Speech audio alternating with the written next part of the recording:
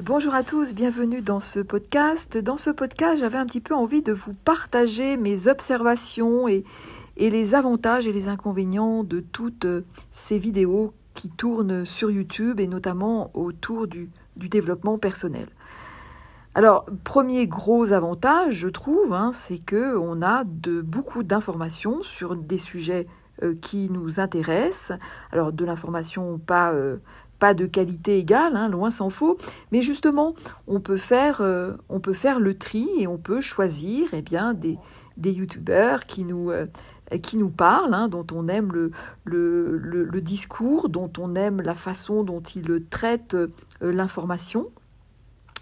Je trouve que pour certains, il y a même quelque chose de l'ordre, un peu comme un rendez-vous avec un ami ou une amie, parce qu'on va aimer la façon dont la personne s'exprime, on va être touché par son aura, par son univers, par sa vibration, si j'ose dire, et ça va nous faire du bien. Et ça, je trouve ça vraiment très chouette. Alors, un inconvénient, bon, peut-être que vous savez, mais peut-être pas, de YouTube, c'est que YouTube, c'est un petit peu comme partout pareil, c'est que YouTube, il valorise le quantitatif plus que le qualitatif. Et ça veut dire quoi ? Eh bien, ça veut dire que plus vous faites de vidéos et plus les algorithmes vont présenter votre vidéo.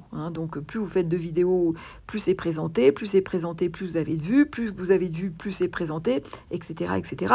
Vous avez compris. Et le problème, c'est que les chaînes les plus commerciales, ça va être elles qui vont ressortir en premier sur différents sujets et ça va pas forcément être les meilleures du tout. C'est-à-dire qu'elles vont traiter des sujets de façon assez superficielle ou parfois même pas de la bonne façon. Et puis, ça va être parfois mâché, remâché, et ça va vraiment désubstantialiser les sujets. Et ça, c'est vraiment dommage. Alors, pour peu que ce soit un peu un sujet, entre guillemets, à la mode, ça va assécher et, in fine, discréditer des sujets qui, pourtant, à la base, sont très intéressants. Et l'autre inconvénient également, c'est lorsque une personne va se trouver face à une difficulté, bien évidemment, elle va chercher à comprendre, elle va chercher de l'info, et parfois elle peut tomber sur des infos peu fiables, ou pour X raisons, elle va finalement écouter des choses qui vont la conforter dans quelque chose, mais qui ne va pas du tout être aidant pour elle, qui vont l'enfermer dans sa problématique. La personne va se convaincre de quelque chose qui n'est pas la bonne chose, et ça va être très enfermant.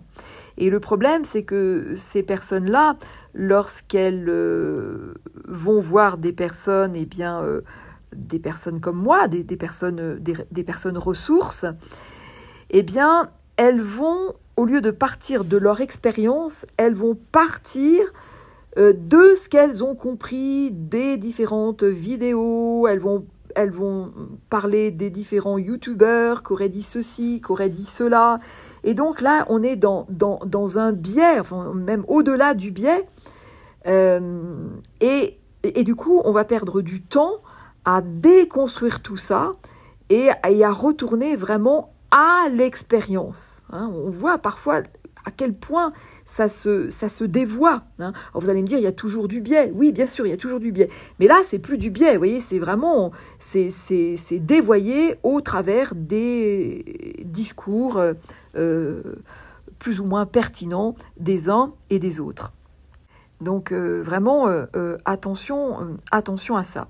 Il y a aussi autre chose qui, moi, m'effare complètement, c'est de voir le nombre de vidéos sur les personnes dites toxiques. Alors, bon, moi, j'ai rien...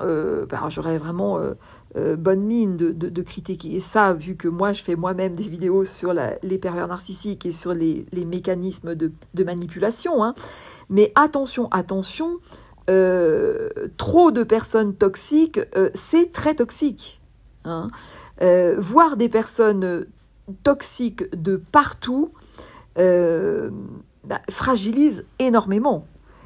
Et donc la question, c'est pas tant est-ce que j'ai affaire à une personne toxique, c'est vraiment moi en fait, qu'est-ce que ça dit de moi? Comment je peux travailler mon alignement? Parce que souvent c'est là le problème. Et plus je travaille mon alignement, eh bien, si j'ai affaire vraiment à une personne vraiment toxique, ben, je vais pas l'attirer. Et puis si j'ai affaire à une personne qui initie ce qu'on appelle un jeu psychologique, eh bien, je ne vais pas mordre à l'hameçon. Je vais rester dans cet alignement. Et d'ailleurs, à ce moment-là, je vais lui permettre également à elle de se réaligner. Donc ça va être pour le coup très vertueux. Mais voilà, mais si je vois des personnes toxiques de partout, là il faut vraiment que je comprenne en moi qu'est-ce qui se passe. Hein. Encore une fois, même si je trouve ça vraiment intéressant de mettre à jour des mécanismes de manipulation, des mécanismes de manipulation, des mécanismes pervers, c'est très intéressant et bien sûr, et ça on n'a pas la science infuse, donc c'est très bien de donner à voir tout ça, mais trop de personnes toxiques partout, fragilise énormément. Hein. On se fragilise soi-même à voir des personnes toxiques de partout. Sachant aussi, alors ça je dis ça entre guillemets, hein, mais que parfois la personne dite toxique, c'est elle qui va nous faire le plus avancer. Attention, tout ça entre guillemets, bien sûr. Hein. Et bien sûr aussi que certaines personnes sont plus en fragilité par rapport, dans leur vie, hein, par rapport justement à leur vécu, à leur expérience, par rapport à leur environnement. Et ces personnes-là, elles ont vraiment besoin de qu'on les aide, hein, qu'on les aide à être plus résilientes, hein, qu'on les aide à comprendre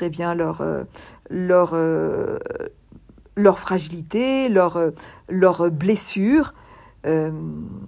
Parce que bien sûr, l'homme étant un loup pour l'homme, hein, des individus peu scrupuleux vont profiter de certaines failles de certains individus. Hein. Ça bien sûr.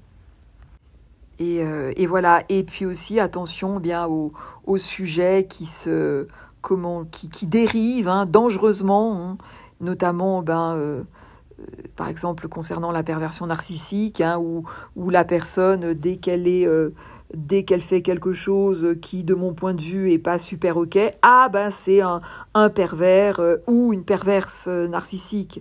Là, c'est vraiment déraisonnable, hein, de la même façon que, tiens, si j'ai plein d'émotions ou si je suis très empathique, je suis au potentiel.